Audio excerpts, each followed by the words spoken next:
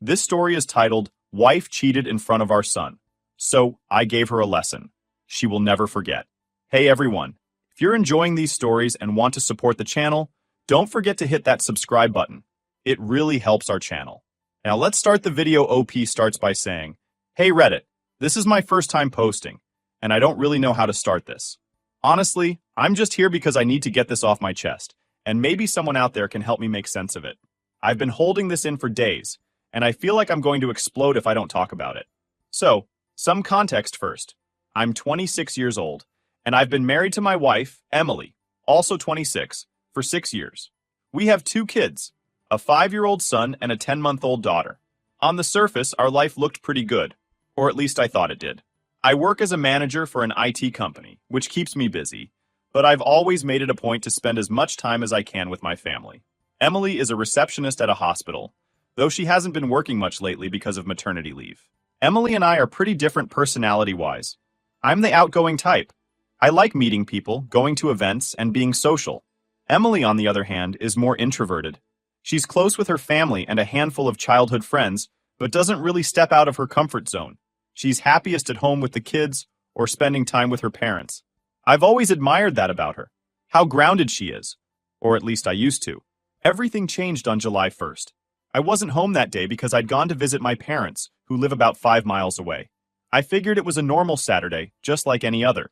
Around lunchtime, one of my former employees, Matt, he's 23, apparently stopped by the house. He had some documents of mine that I'd left at his place the day before when we were discussing work stuff. Matt thought I'd be home because I don't work weekends, so he decided to drop them off in person. I didn't find out about this visit until a couple of days later, when Matt called me. I'll get to that in a bit. But at the time, all I knew was that Matt had stopped by, and Emily let him in. She told me later that she didn't recognize him, and didn't think much of it when he said he worked for me. She offered him coffee while he waited, which honestly sounded like a polite, normal thing to do. What I didn't know, what I never could have imagined, was what happened after that. Fast forward to July 3rd, and I get this call from Matt. It was out of the blue, and I could immediately tell something was off from the tone of his voice. He started the conversation by apologizing, which caught me off guard. I asked him what he was apologizing for, and that's when he dropped the bombshell. Do you know about me and your wife? At first, I didn't even understand the question. I asked him what he meant, and he started explaining. He said that when he came by on July 1st, Emily invited him in, and they started talking. Apparently, they hit it off over some shared interest in books or something. He said they were talking about literature, which struck me as odd because Emily's not even much of a reader. But whatever. He said the conversation turned friendly, and then, somehow, it escalated. He admitted that they kissed first. I don't know who initiated it. He didn't say, and honestly, I was too shocked to ask. Then he said they took things upstairs. That's right. They went to our bedroom. I was frozen on the other end of the line, but Matt kept talking, like he needed to get it all out. He told me something that made my blood run cold. My son walked into the living room while they were downstairs. My 5-year-old son. He said my son asked who he was, and Emily told him to go watch TV. Just like that, like it was nothing. Then they went upstairs and had sex while my son was in the house. I couldn't believe what I was hearing. I wanted to hang up right then and there, but I needed to know if he was lying. I asked him why he was telling me this now, and his answer was almost worse than the confession itself. He said he felt guilty, especially because my son had seen him, and he didn't want me to find out years later and think he didn't care. He said he'd already quit his job because he couldn't handle the guilt of working with me after what happened. I lost it. I told him I didn't believe him and that he must be trying to cause trouble. But the thing is, Matt didn't sound angry or vengeful. He sounded remorseful? I don't know. He just kept saying he was sorry and that he thought I deserved to know the truth. Before I hung up, he said one last thing. I didn't force her. She's the one who's married, not me. That line has been playing in my head ever since. I still don't know how to process it. When I got off the phone, I felt like the ground had been ripped out from under me. I was shaking. My hands, my legs, even my voice when I tried to tell myself to calm down. I couldn't think straight. I kept replaying the conversation in my head, wondering if it was all some elaborate lie or if my wife, had actually done this. I didn't sleep that night. I couldn't. I lay there staring at the ceiling, feeling sick to my stomach. By the morning, I knew I had to confront Emily. A part of me hoped she would deny it, and that Matt was just lying to mess with me. But deep down, I think I already knew the truth. After that phone call with Matt, I was completely wrecked. I stayed up the entire night going over everything in my head. The worst part wasn't even what he said.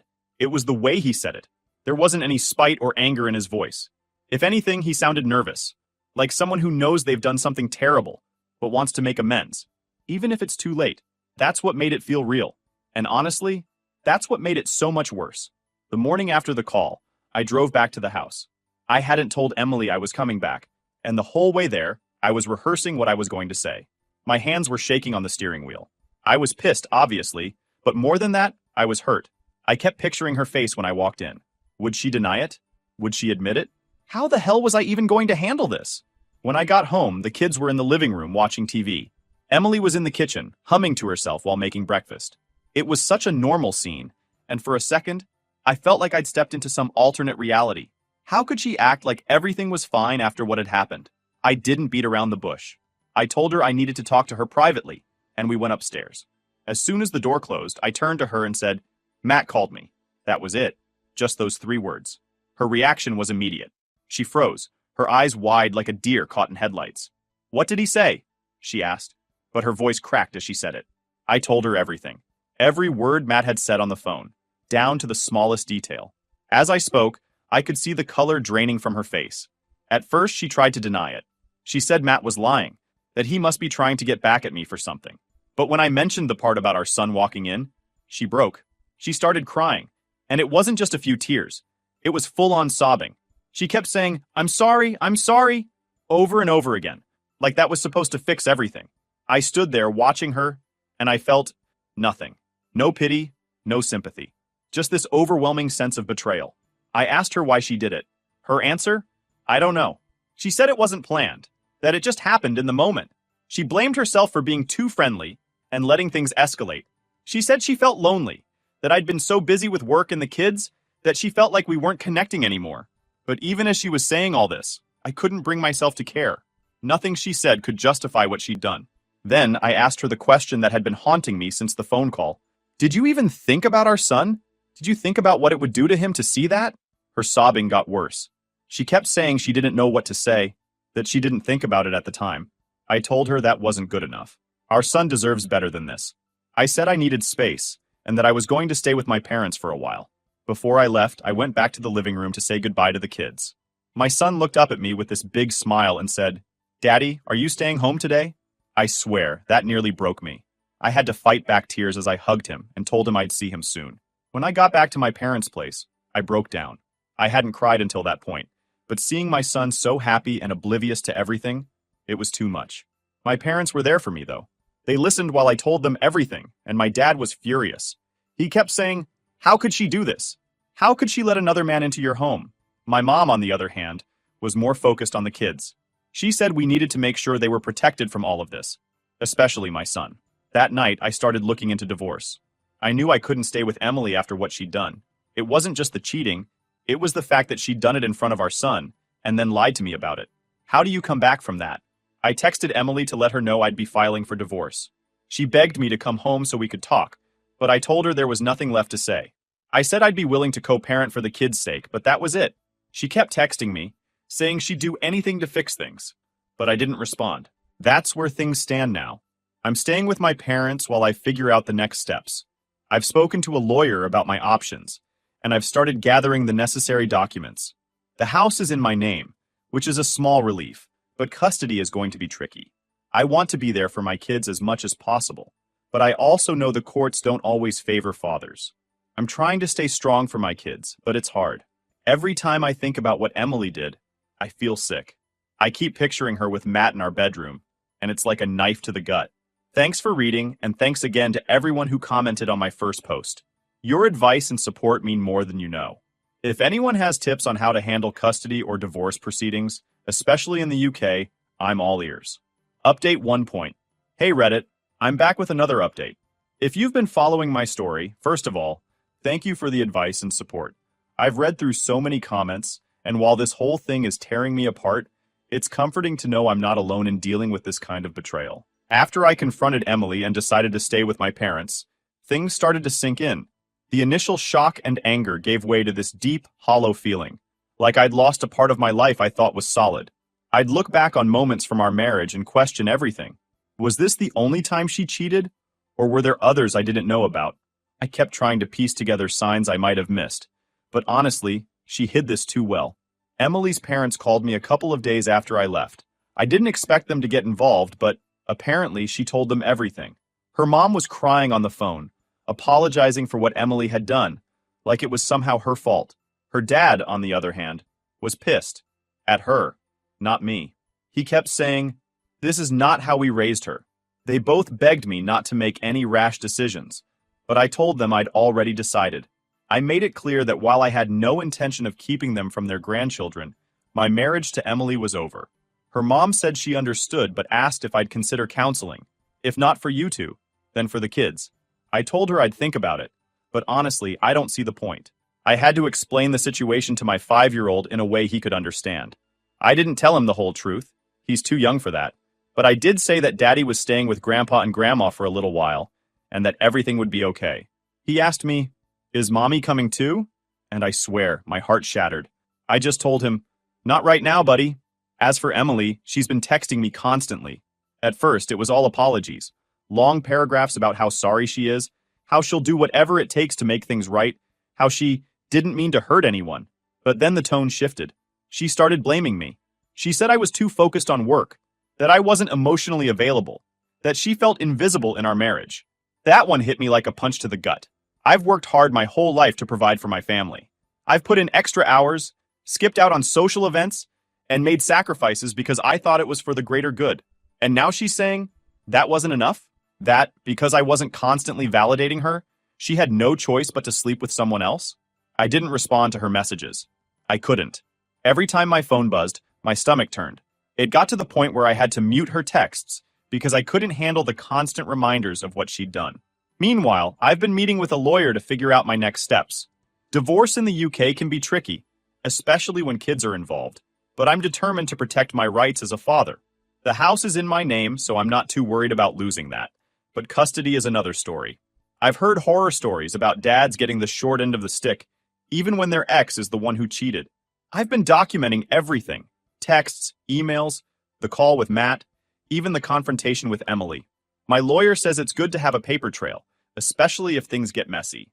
I also started keeping a journal where I write down everything that's happened, including how much time I'm spending with the kids.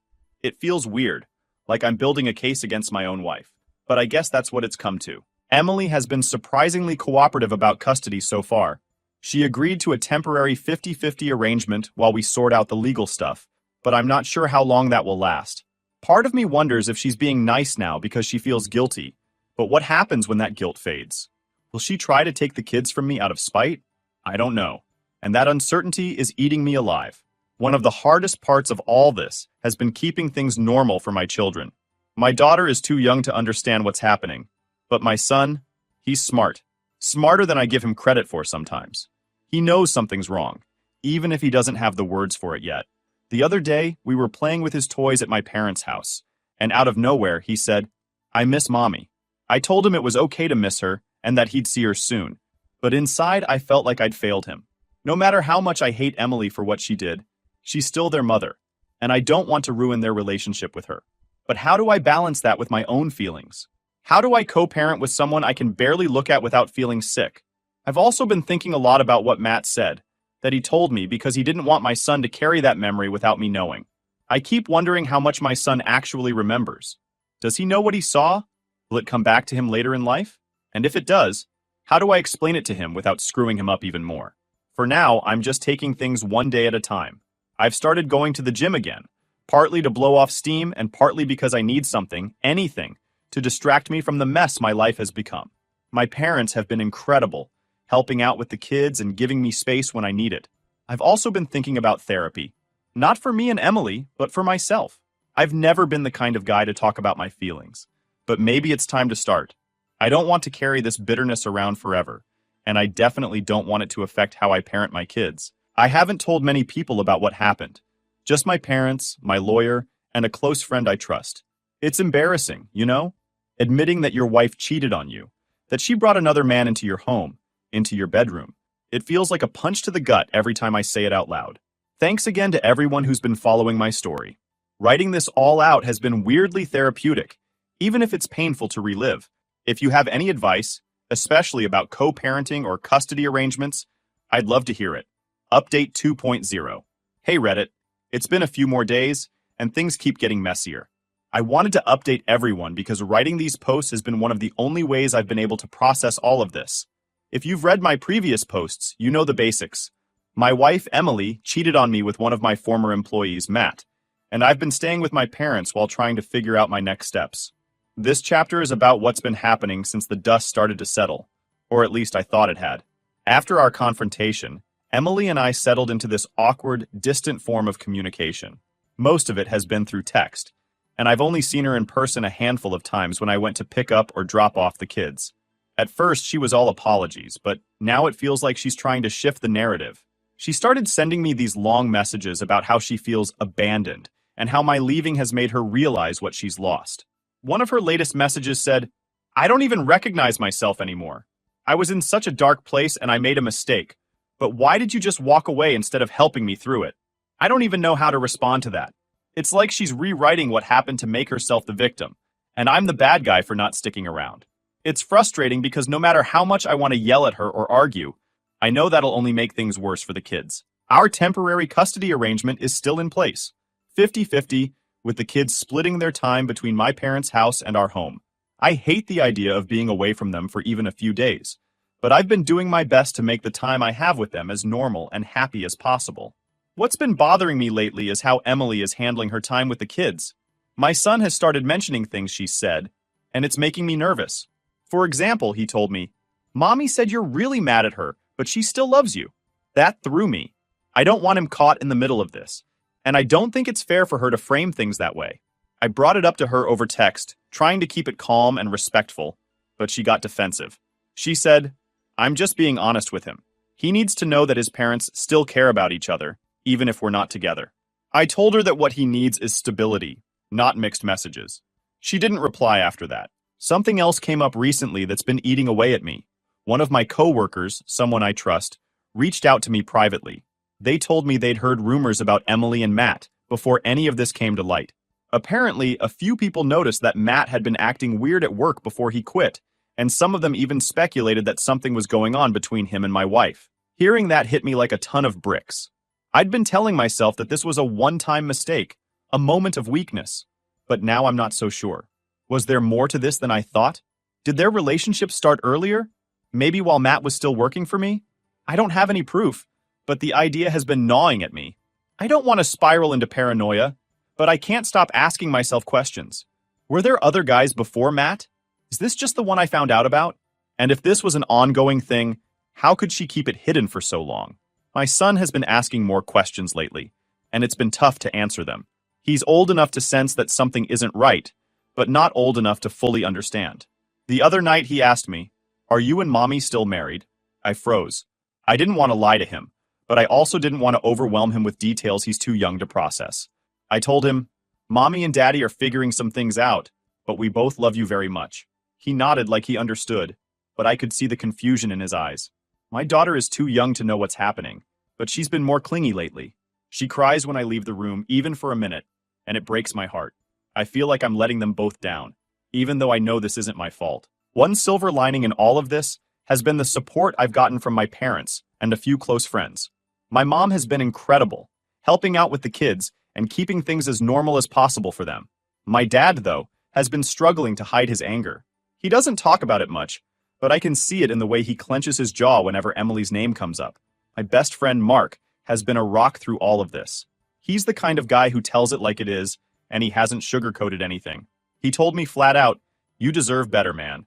Don't let her guilt you into staying." Hearing that from someone who's known me since we were kids has helped me stay grounded. I'm meeting with my lawyer again next week to finalize the divorce paperwork. We've already discussed some preliminary things like financial arrangements and custody, but there's still a long road ahead. I've been reading up on co-parenting after divorce, trying to figure out how to make this work for the kids' sake. One thing I'm struggling with is the idea of forgiving Emily. Not for her sake, but for mine. I don't mean forgetting what she did or letting her back into my life, but letting go of the anger. Right now, it's like this constant weight on my chest, and I don't want it to consume me. I've started looking into therapy, not just for me, but possibly for my son too. I don't know how much he remembers or understands about what happened, but I want to make sure he has someone to talk to if he needs it. That's where things stand for now. I'm taking it one day at a time, trying to keep my focus on the kids and the future. Thanks again to everyone who's been reading and commenting. It means more than you know. If anyone has advice about co-parenting or how to navigate these tough conversations with kids, I'm all ears. Final update. Hey Reddit, this is going to be my last update for a while. So much has happened, and I feel like I've finally turned a corner. I've gotten a lot of support from people here, and I just want to say thank you. It's helped me keep my head straight through all of this. But now, I think I'm at a point where I can focus on the future. Let me walk you through the latest developments. As the divorce proceedings have progressed, I've made sure to protect myself and my kids while setting firm boundaries with Emily. One of the things I realized early on was how much she had relied on me financially. Not just for herself, but for her parents, too. Before all this, I was the one covering most of the bills. I helped pay for things like her parents' mortgage shortfalls, repairs on their old car, and even groceries when they were struggling. I never complained because I thought we were family, and family supports each other. But now, that's all on her. When I moved out and cut financial ties with her, it was like pulling the rug out from under her. Suddenly, Emily had to face a reality where she wasn't cushioned by my income.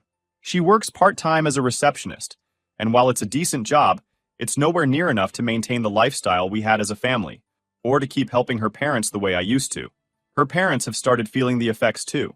Last week, her dad called me, probably thinking I'd bail them out again like before. He mentioned how the house needs some repairs and hinted that they're behind on a few payments. I told him calmly but firmly that I'm no longer in a position to help. I said, I did what I could when Emily and I were together, but now I need to focus on my kids and my own future. He wasn't happy, but what could he say? He knew the situation, and I wasn't about to back down. As for Emily, she's struggling, and it shows. She's still living in our family home for now, but I've made it clear that the house is mine, and the divorce agreement will reflect that. Once the legal process is complete, she'll have to move out. She's been trying to play nice, but every so often, the cracks show. The other day, during one of our custody exchanges, she mentioned how hard things have been for her. She said something like, "You don't understand how stressful it is to juggle the kids, work, and everything else." I just looked at her and said, I think I understand perfectly. I've been doing it for years, only I didn't have someone to fall back on when I messed up. I didn't say it to be cruel, but I'm done letting her guilt trip me. She made her bed, and now she has to lie in it. Emily's parents are feeling the heat even more than she is. They were heavily dependent on the financial support I provided, and now that's gone. I know it sounds harsh, but I don't feel bad about it. For years, I stepped up because I thought we were a team. I thought helping her family was part of being a good husband. But after everything she's done, I can't keep putting myself out there for people who stood by while she betrayed me.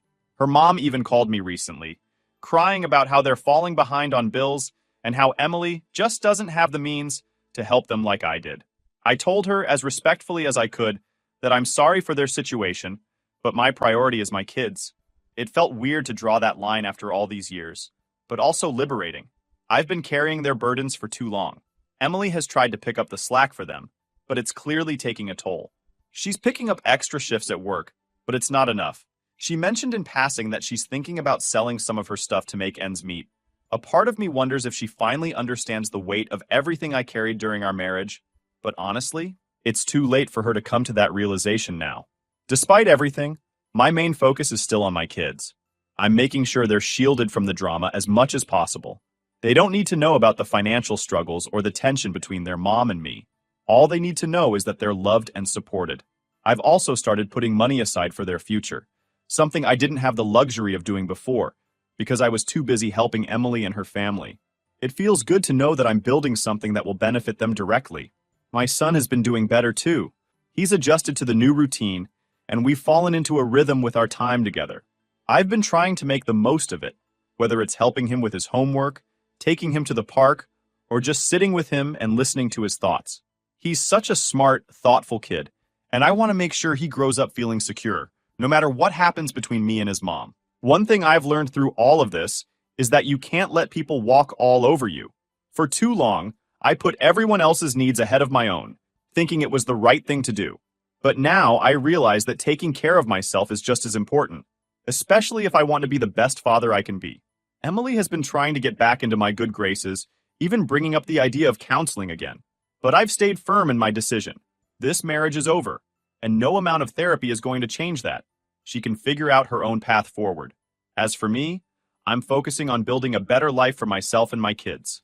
I've been looking into new career opportunities that would allow me to spend more time with them, and I'm even thinking about going back to school part-time to pick up some new skills.